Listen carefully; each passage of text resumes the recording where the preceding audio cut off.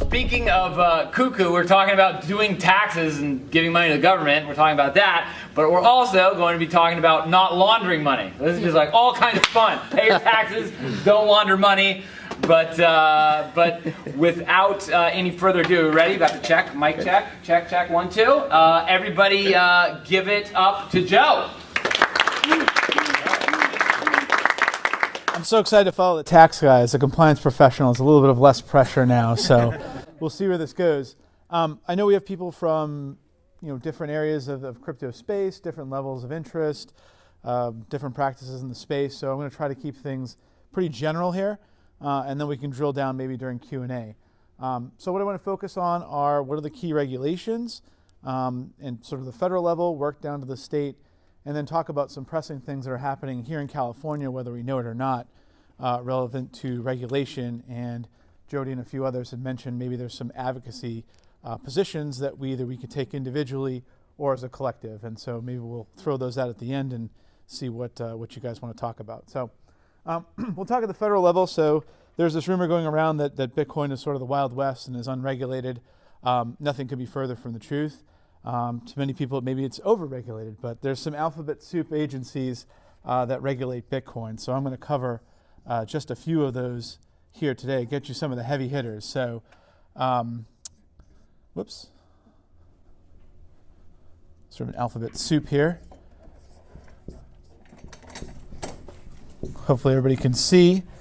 We talked about the IRS earlier today, so we won't talk. Yeah, thank you, sir. We won't talk too much about the tax side of things because we had an excellent speaker earlier today on that subject. I want to focus a lot of attention on FinCEN, a little less on the SEC and CFTC.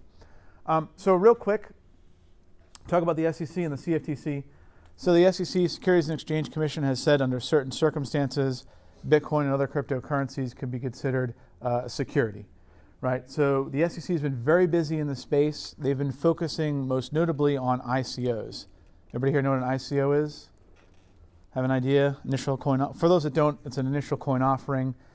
Sort of a spin on the term IPO, right? So it's sort of a way that individuals could invest in something, right? So sort of crowd investing in something, but get a token as a representation of that value. So the SEC said, well, that's a security. And they began investigating a bunch of people, finding a bunch of people, creating some case law, and ultimately, in my opinion, effectively shut down the ICO space by virtue of their enforcement actions.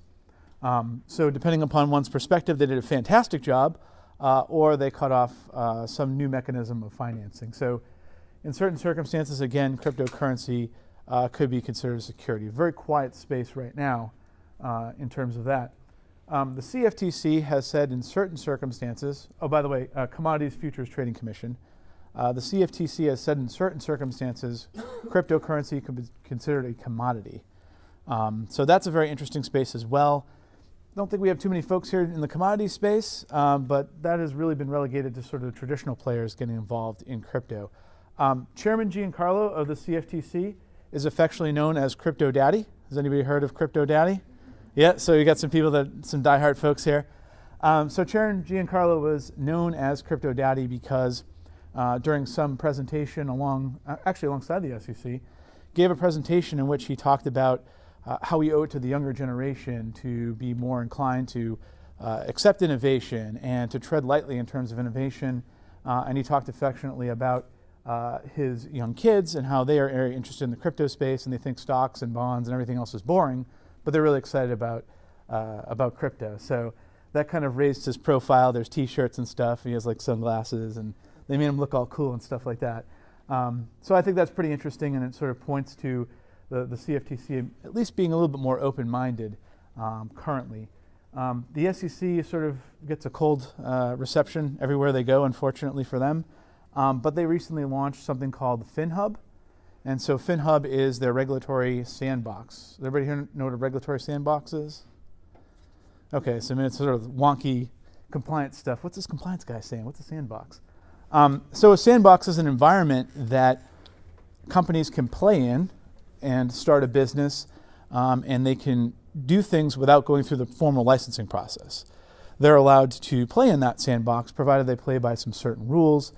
the licensing and registration tend to take a sideline, but ultimately that's the exit, right? So they want people to be able to tinker and bring their business questions, their compliance questions directly to the regulators in a very safe environment, right? At least that's the gist of it.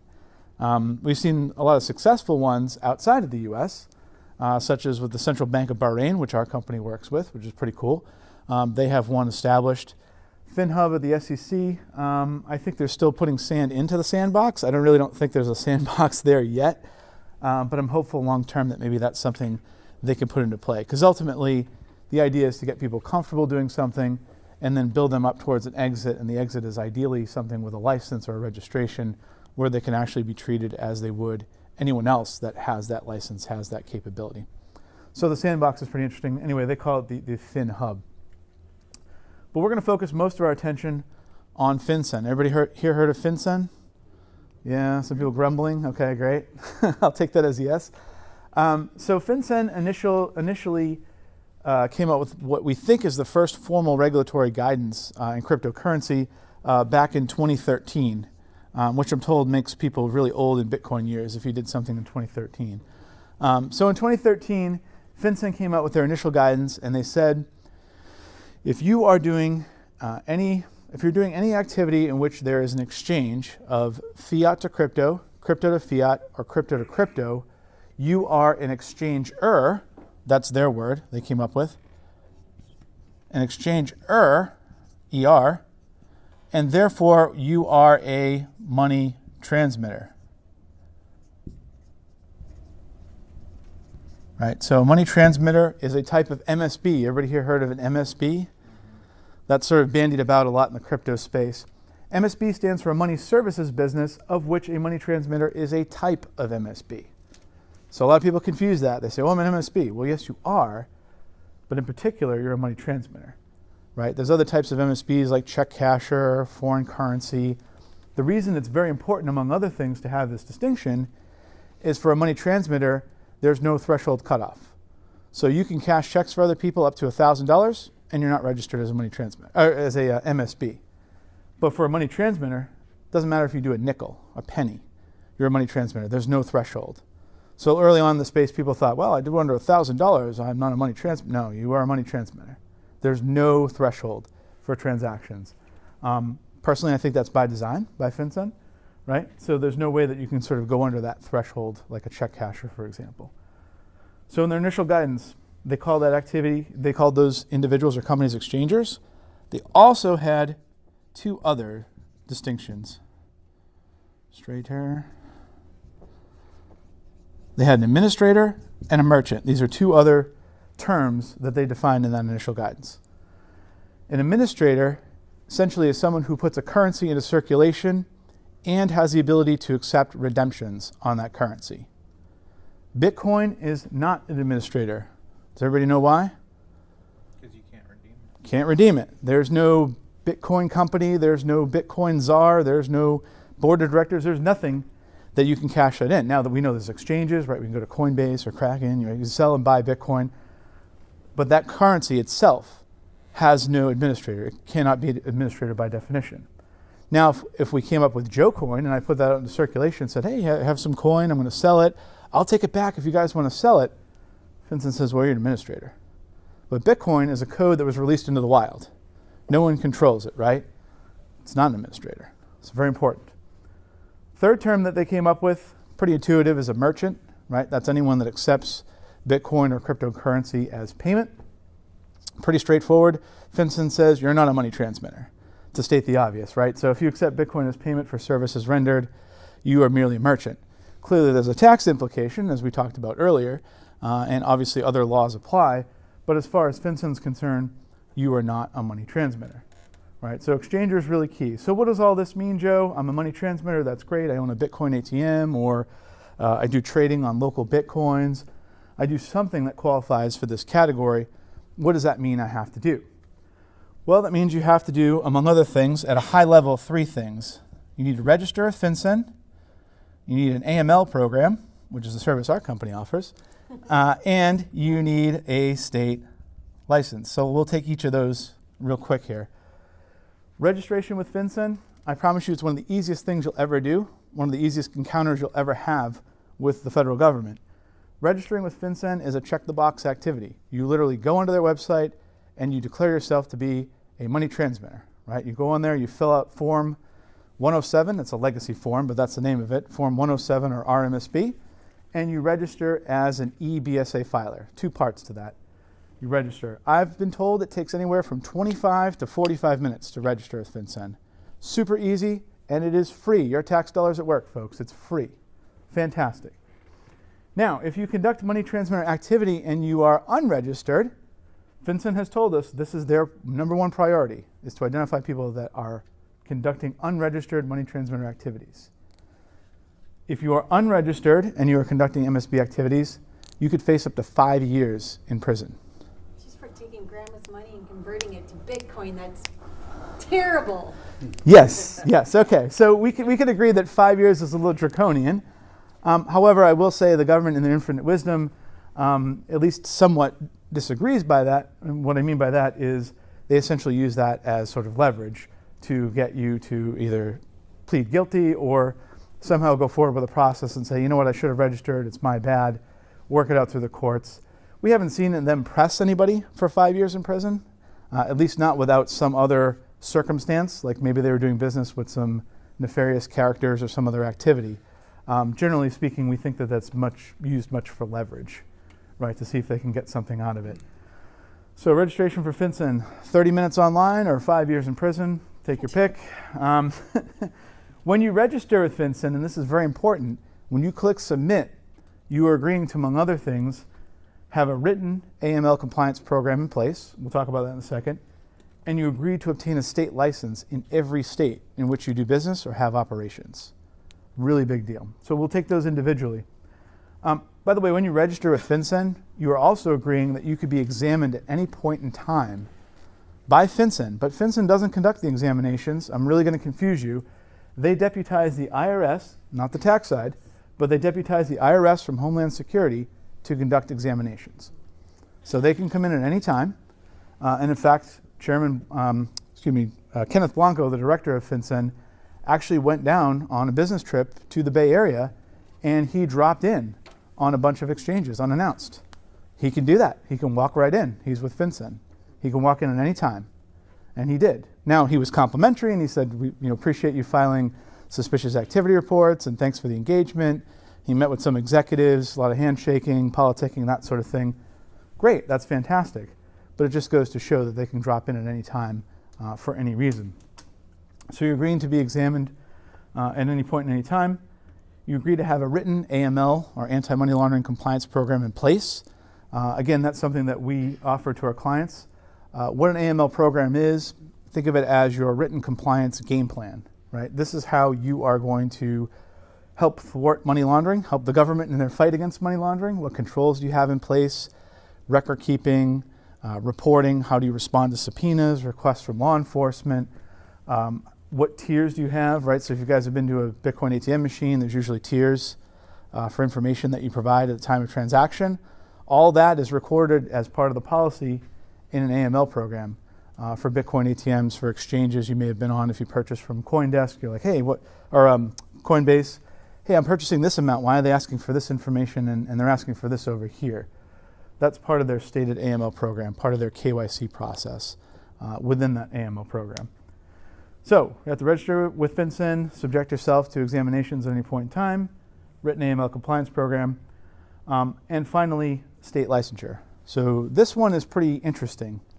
Every state, with the exception of Montana, has a state money transmitter license requirement has a state license requirement for money transmission. Every state except Montana. But what's interesting in the world of crypto is most states, by my last count, most states have a so-called no action or no opinion stance, meaning they have not decided, at least not formally, how crypto and Bitcoin and other coins intersect with their traditional money transmission rules, right? So it's unknown. In fact, if you start a business, you have to actually call the state and say, am I a money transmitter? Do I have to have a state license? And again, most states, mathematically, most states will say no, if your business model is a direct wallet-to-wallet. That's the key differentiator for most of the no-action states, in most of the pro Bitcoin states, right? So we divided into sort of 2 or 3 categories. So we have pro, no, and anti, right? So this is the slide we use when we talk to law enforcement and bankers, right? So the state level licensing, pro Bitcoin, no action, and anti Bitcoin. Pro Bitcoin and anti Bitcoin, in air quotes, what they have in common is they actually have something from regulators that you can print out. The regulators have decided something, it's on letterhead, they've made a decision, anyone can download it, anyone can read it. The difference between pro and anti, I guess, is kind of intuitive from our standpoint. Pro means it's something positive for the crypto space. Anti, well, that's BitLicense and that side of the ledger. So pro Bitcoin states, Illinois, Texas, Tennessee, Kansas, those states have said in regulatory guidance, if you do a direct wallet-to-wallet transaction, again, we're generalizing here, we can't go with everybody's business model, but generally speaking, direct wallet-to-wallet transaction, you're not a money transmitter and you don't need a state license, which is awesome. So the reason you see so many Bitcoin ATMs in Chicago is because the state of Illinois has said early on, by the way, with their guidance, not state money transmitter license, don't need it.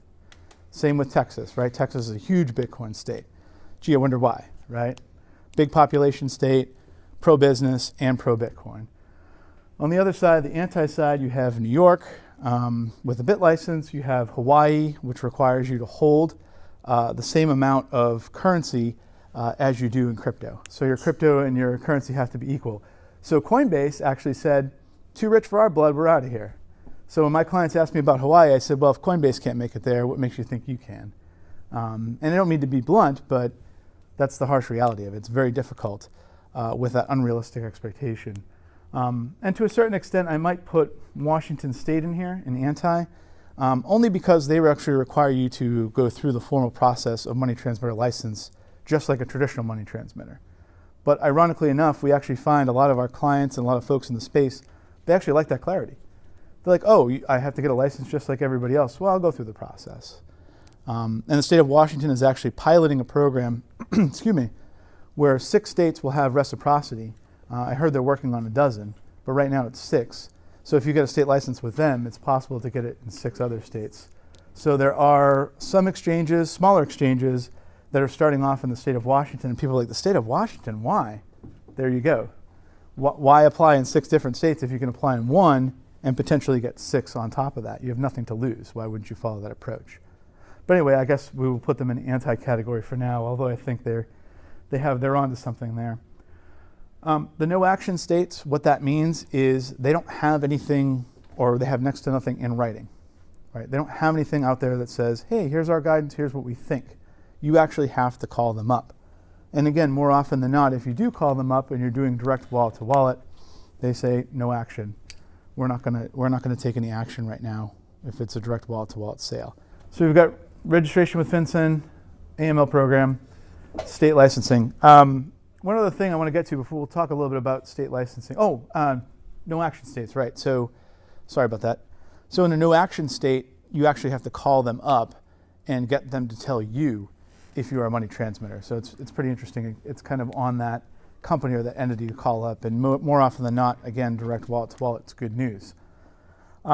California is still in that position. So the DBO, Department of Business Oversight, is in charge of money transmitter license in the state of California. They have been very silent about money transmission licenses in California.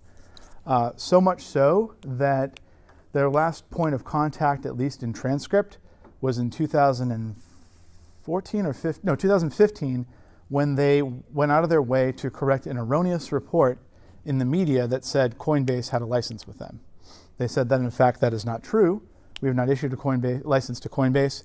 We've actually not issued a money transmitter license to anyone in California. We're still working on it. We're still considering it.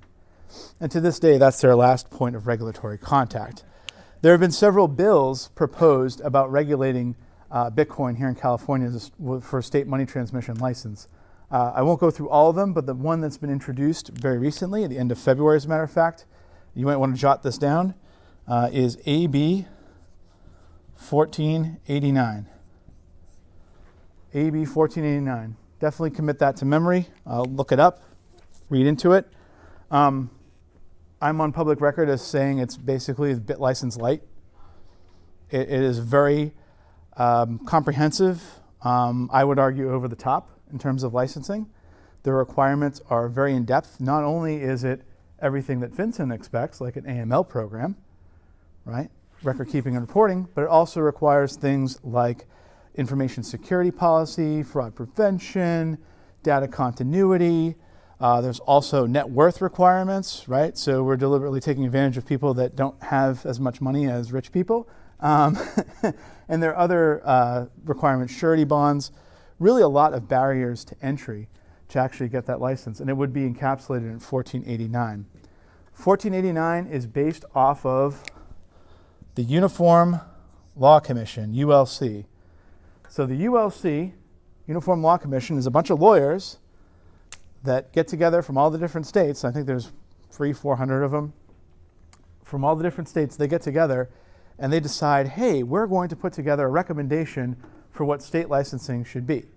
Now, this group is non-binding, but they have a degree of influence, and I would argue they give a degree of cover fire for things like AB 1489. So anyway, 1489, the Uniform Law Commission, again, a group of lawyers get together from all the different states, and they're trying to have some sort of uniform regulation for state money transmission of crypto.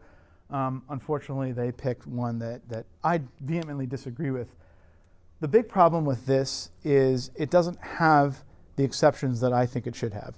So it does have exceptions for academic research, which I think we can all think that's pretty cool, right? So professors and college courses, they can study this and talk about it, and they don't have to worry about getting a license. All right, that's cool.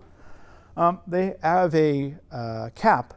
So if you do trading activity below $5,000, which is kind of minimal in the crypto space, right? Especially when we're talking about the low margins that some activity would produce. But if it's under $5,000 annually, you don't have to get a license. So that's really not much of an exception.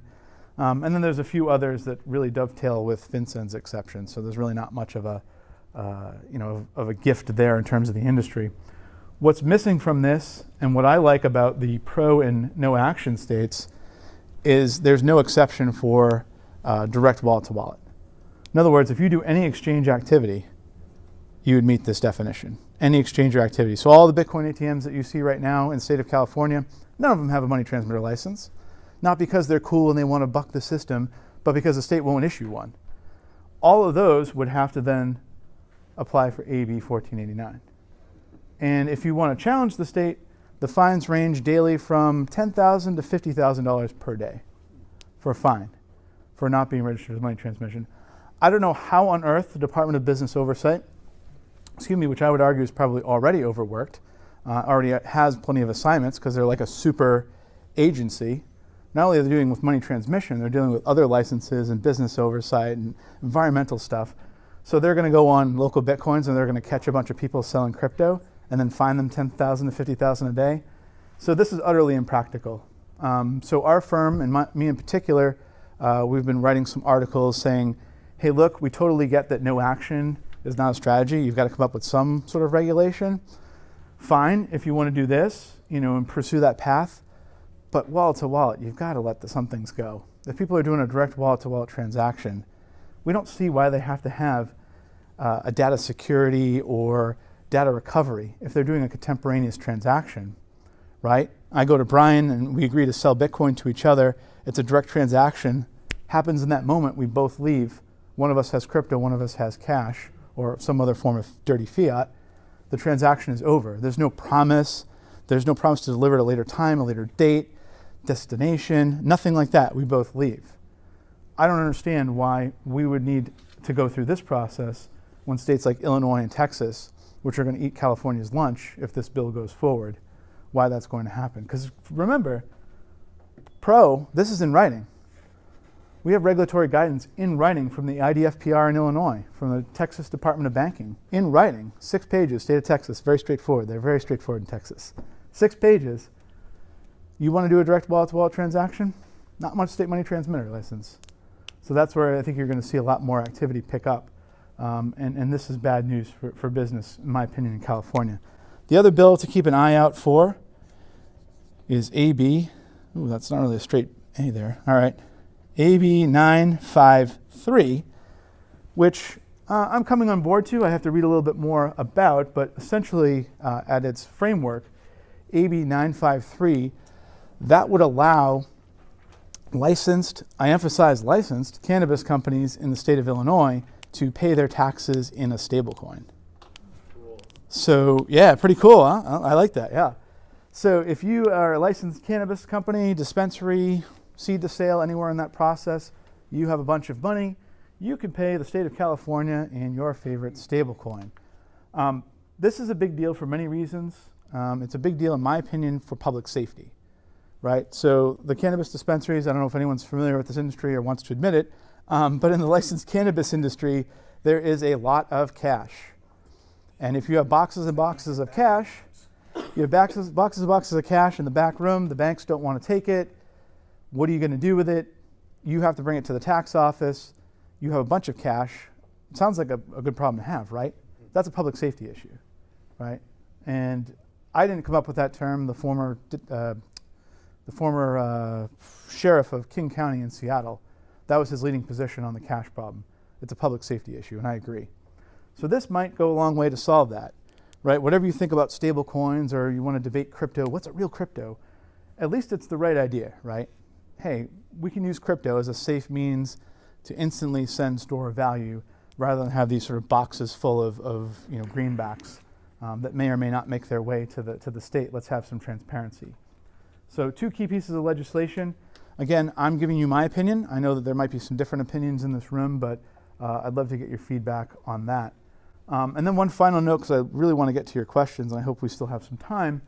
All of this, in terms of financial institutions and oversight of financial institutions, if your financial institution does not fit in a money transmitter box, securities box, or commodities box, for example, a crypto lender or a crypto hedge fund, all of this is under the umbrella of the Bank Secrecy Act, BSA. It defines the term financial institution, and they define it as a list of different types of businesses.